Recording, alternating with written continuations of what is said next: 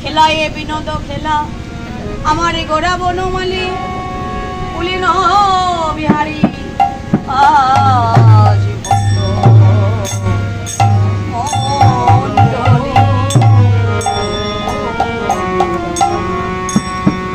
গৌরাঙ্গ মহাপ্রভু খেলা খেলছে বাবা। এমন একটা খেলা কিন্তু নন্দের নন্দন শ্রীকৃষ্ণ বৃন্দাবনে খেলেছে। বৃন্দাবনে যে আমার গোবিন্দ খেলা খেলেছিল, সেই খেলাটি কেমন খেলা? হাডুডু, ক্রিকেট, ফুটবল, কাবাডি, এমন কোন খেলা কি আমার ভগবান খেলেছিল বাবা?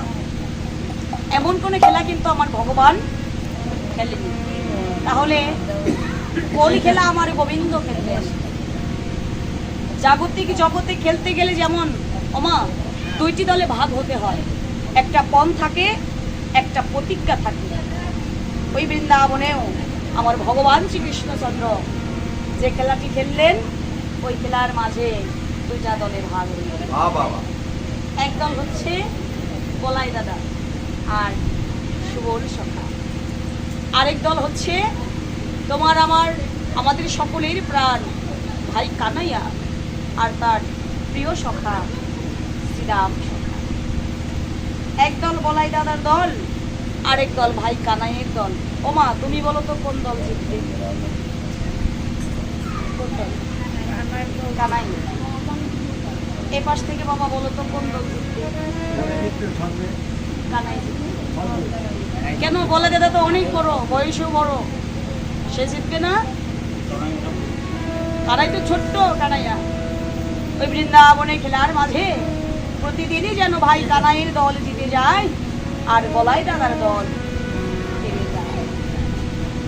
বলাইয়ের দল হেরে গিয়ে সুবল সখা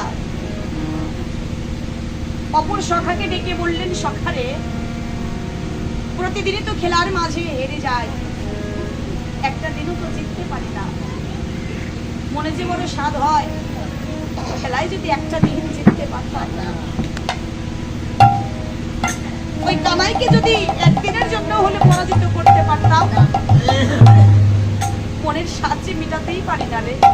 বলতে পারিস ভাই কেমন করে এই খেলার মাঝে আমাদের দল যা জিতবে?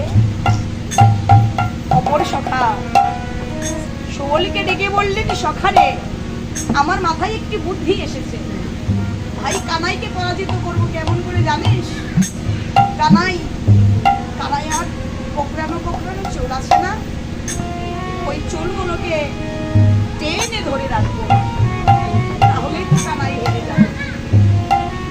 সুবল বললেন, সখারে আমার মাথায় আরো একটি বুদ্ধি এসেছে, ভাই কানাই যখন আমাদের কোঠে ডাক দিতে আসবে, ওকে কি করবো জানিস?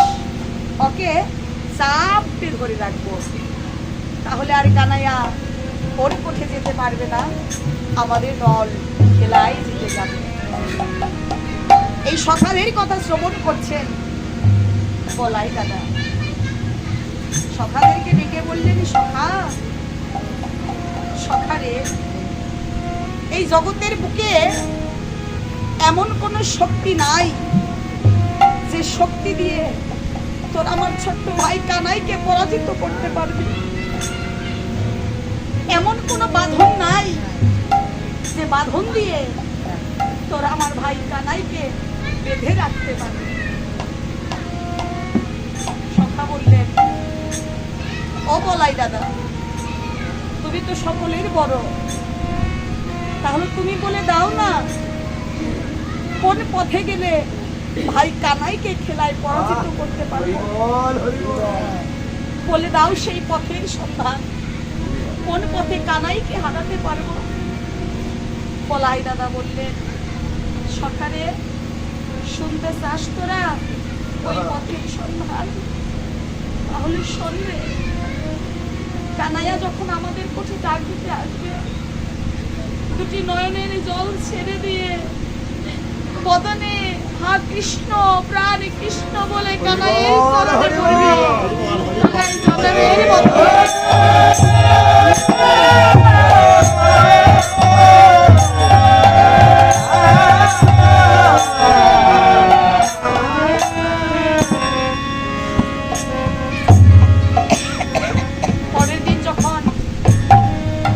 মাঠে সুবলের কোণে ডাক দিতে এসেছে ভাই কানাই। সখা কি করলেন? দুটি নয়নের জল ছেড়ে দিয়ে বদনে হা গোবিন্দ প্রাণ গোবিন্দ বলে কানাইয়ের রাতুল চরণে গেছে। কানাই স্তব্ধ হয়ে দাঁড়িয়ে গেল, আর অর্থ যেতে পারল না। জগতের বুকে ভগবান আমার দুইটা জিনিস সইতে পারে না রে মা। একটি হচ্ছে ভক্ত নয়নের জল, আর ভক্তির অহংকার। যে ভক্তের অহংকার জন্মে দর্পহারী মধুসূদন সেই অহংকার চূর্ণ বিচূর্ণ করে দেয়। আর কোন ভক্ত যদি দুটি নয়নের জলে বক্ষ ভাসাইয়ে গোবিন্দ গোবিন্দ বলে ডাকিতে পারে, ওই ভক্তের চরণে জনমের মতো ভগবান ধরা পড়ে।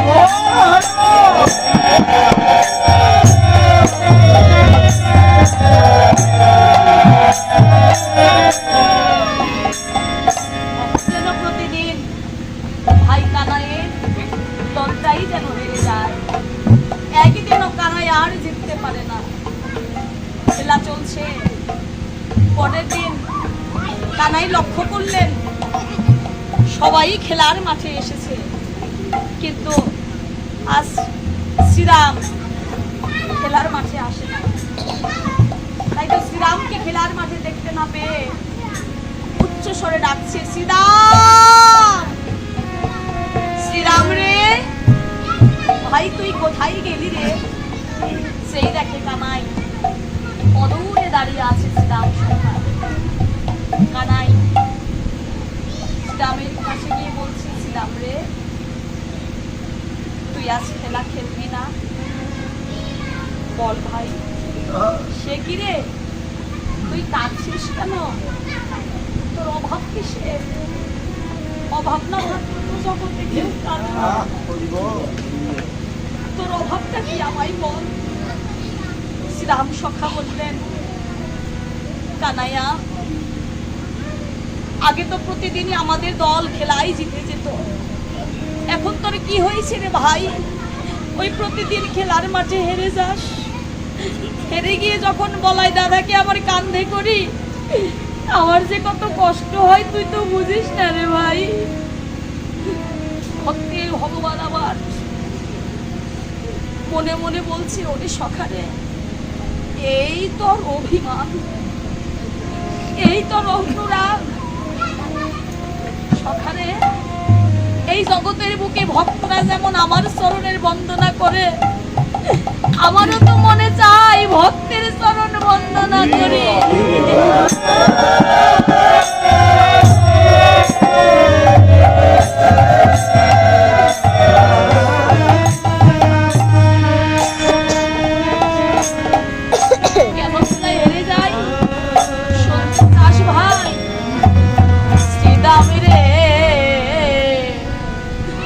আমি যে ভক্তের চরণ বড় বড় ভালো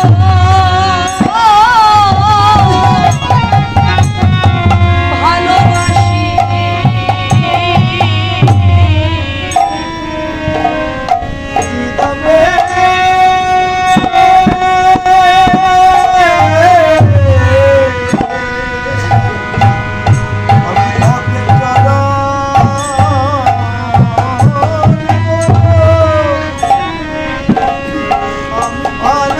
Oh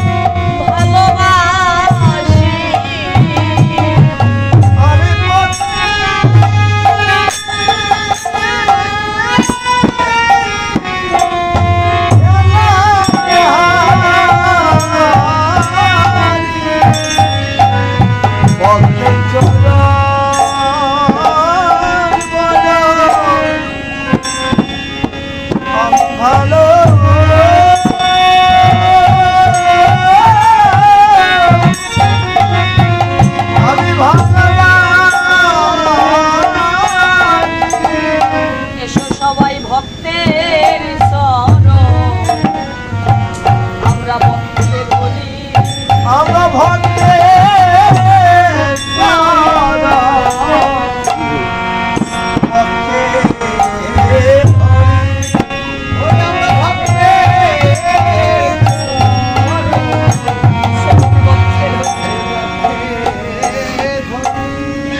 আমরা কৃষ্ণ চরণ এই জীবনে পাইবা না পাই,